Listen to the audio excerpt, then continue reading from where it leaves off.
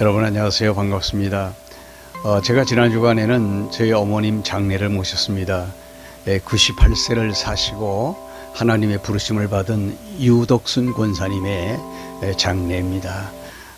저와 저희 가족들의 슬픔에 함께 동참해 주신 모든 분들에게 감사의 인사의 말씀을 드리면서 이 시간에 야고보서 바로 알기 들어가서 좀 살펴보도록 하겠습니다. 야고보서는 여러분들이 잘 아시는 바와 같이 행위냐 아니면 믿음이냐 뭐 여러 가지 이야기를 할 수 있는 그런 소재들이 들어 있습니다. 성도들의 믿음에 관련된 이야기를 하면서 성도들의 행함에 관련된 이야기도 또 하고 있고요. 이런 것들에 어떤 그 영향을 주는 것이 바로 세상의 물결이다, 그런 얘기입니다. 세속주의가 성도들의 마음에 들어오면 안 된다는 것이고, 그 세속주의가 교회 안에 들어와서 또 둥지를 틀어도 안 된다는 것입니다. 이런 것을 경계하라고 주신 말씀이 야고보 장로님의 이 야고보서입니다. 그러면 조금 생각을 해보도록 하겠습니다. 제가 간단하게 말씀을 드리죠. 제 1장에서는요, 믿음의 실현에 대해서 이야기합니다. 참 믿음을 소유하고 그것을 간직하기는 어렵거든요. 왜 그런가 하면 참 믿음에는 시련이 따라오기 때문에 그렇습니다. 그때의 인내를 가지고 끝까지 참아내면, 다시 말씀드리면 인내의 열매를 맺으면 하나님이 반드시 상급을 주신다는 말씀입니다. 단 중요하게 여기는 것은 언어에만 주의하라, 그런 얘기입니다. 제2장에 가서 보면은 교회 안에는 가난한 사람과 부유한 사람이 그냥 같이 섞여 살게 마련이거든요. 그런데 교회가 가난한 사람을 멸시한다든지 특별히 부자들만 존중한다든지 이런 거 좋은 거 아닙니다. 그래서 오히려 교회는 가난한 자를 돌보고 핍박을 만나는 자들과 함께 붙들고 위로하고, 그러면서 서로가 필요한 것이 있을 때 나누어 쓰는 것, 이것이 교회에 정착이 되어야 될 교회 문화거든요. 그런데 교회가 이렇게 되지 않았다. 가난한 자가 들어오니까 신경도 안 씁니다. 너 뭐 아무데나 앉아라. 교회에 부자가 들어옵니다. 비단옷을 걸치고 아이고 이쪽으로 오십시오. 이런 것은 좋지 않다는 이야기를 하고 있어요. 믿음을 가진 신자라면 이렇게 살면 안 되죠. 무슨 얘기인가? 진정한 믿음이 있다면 그 믿음에는 진정한 행동이 따라야 된다는 이야기입니다. 믿음은 있는데 행위가 없다, 이것도 안 되는 것이고요. 또 행위는 있는데 믿음이 없다, 이건 바리새인들로 말하는 것입니다. 참된 믿음에 대한 그 행위를 판단하시는 분은 물론 하나님이시죠. 사고가 났다고 칩시다. 그런데 사람들의 가장 큰 관심은 뭐냐? 죽었느냐 살아있느냐 하는 것입니다. 달려가서 사람들을 살펴볼 때 호흡이 있으면 살아있는 거고요, 맥박이 뛰면 살아있는 겁니다. 그래서 이 살아있는 것과 죽은 것은 완전히 다른 것입니다. 살아있는 믿음은 무엇인가 미동, 작은 것이라도 움직임이 있게 마련이죠. 그래서 교회 안에서 성도들의 살아있는 믿음은 곧 행동하는 믿음이 될 수밖에 없다는 것입니다. 필연입니다, 이것은. 그래서 형제들이 어려움을 보면 그냥 있을 수가 없어서 서로 돕고 서로 사랑의 손길을 내미는 것, 이것이 교회가 가져야 될 일이라고 하는 것을 말씀해 주시고 있는 거예요. 그러니까 행동이 수반되지 않은, 움직임이 없다, 이거는 죽은 것이라는 것입니다. 그래서 살아있는 믿음을 가졌으면 반드시 살아있는 무엇인가 움직임, 작은 미동이라도 움직임이 있게 마련이다 라고 하는 것을 말씀해 주시면서, 무엇보다도 그리스도인들은 말조심을 해라. 왜 그런가 하면 교회라고 하는 단체는 말씀을 전파하는 단체이기 때문에 거기에 속한 성도들이 말을 함부로 한다, 이거는 좋은 것이 아닙니다. 말의 실수가 없으면은요, 온전한 사람이라고 그랬어요.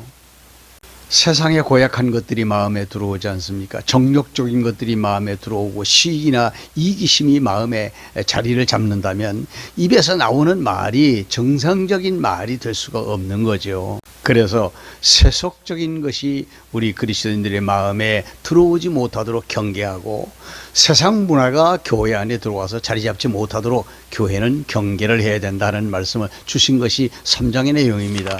4장에 들어가서 보면 교회나 성도들이 세상적으로 자꾸 가까이 가게 되면 하나님과는 멀어지게 되고요. 그러니까 세상적으로 친구가 되면은 하나님에게는 원수가 된다는 말씀을 하시고 있어요. 그러니까 세상으로 가까이 가면 갈수록 하나님과 멀어지기 때문에 그렇죠. 교회 안에서 서로 헐뜯고 시기하고 다투고 분쟁하면 이건 꼴이 아니죠. 다투고 분쟁하는 교회에 가만히 들어가서 보면 거기에는 반드시 물질적인 문제가 개입이 되어 있는 것을 알 수가 있습니다. 이게 정욕적인 거예요. 왜 교회가 돈 때문에 싸워야 됩니까? 아무리 거대한 프로젝트를 가지고 그것을 움직인다고 해도 그것이 하나님과 관계가 없는 것이라든지 아니면 세상의 정욕적인 것이라든지 이런 거 다 소용이 없는 일입니다. 왜냐하면 인간은 내일 일을 알 수 없기 때문에 그래요. 하나님이 인생의 코에 호흡을 걷어가시면 그걸로 끝이 아닙니까? 그래서 마지막 5장에 들어가서 보면 부자 되려고 하는 그런 욕심, 이건 사실 버려야 됩니다. 가난하게도 하시고 부유하게도 하시는 분은 하나님이시죠. 어떤 부자가 99억 9,900만 원을 가지고 있어 100만 원이 모자라는 100억입니다. 그러면 이 100만 원을 채우기 위해서 자기 밑에서 일하는 직공들, 일하는 사람들의 임금을 착취했다. 이거 아주 나쁜 것이라고 말씀하시고 있어요. 내가 이익을 취하자고 다른 사람의 마음을 아프게 하는 거, 이거 좋은 것이 아니라는 겁니다. 그래서 억지로 살려고 하지 말고요. 농부처럼 살라는 말씀을 하셔요. 봄을 인간이 만들지 않습니다. 여름과 가을과 겨울을 인간이 만들어서 쓰지 않는 거예요. 봄, 여름, 가을, 겨울이라고 하는 계절은 하나님이 만들어서 우리들에게 보내주신 것들이죠. 하나님이 보내주신 상황에 적절히 잘 적응하면서 성실한 생활을 하면 그게 되는 것이라고 가르쳐주고 있어요. 순리적인 삶이 얼마나 지혜로운 것인가. 따라서 어떤 상황에 내가 봉착해 있든 간에 봄에는 봄, 여름에는 여름, 가을은 가을, 겨울은 겨울 해서 거기서 옳은 것과 옳지 않은 것, 옳은 것은 이해하고 옳지 않은 것은 아니워하면서 살아가는 것이 그리스도인의 삶이 되어야 된다. 이거 가르쳐 주시고 있습니다.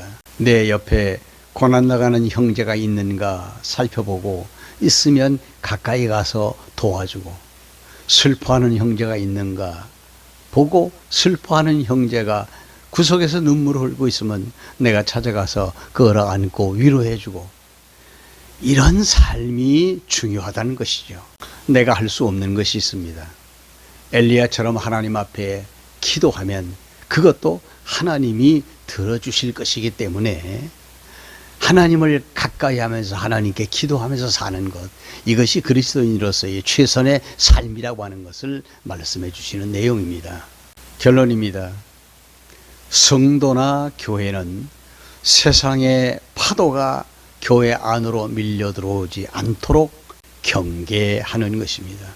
따라서 이 야고보서는 교회나 성도들이 세속주의를 경계하면서 어떠한 상황에 있든지 간에 거기에서 예와 아니오를 바로 하면서 주어진 환경에 순응해 가는 삶, 이것이 지혜로운 삶인데, 중요하게 야고보 장로가 취급하는 건 뭐냐? 믿음이 있느냐?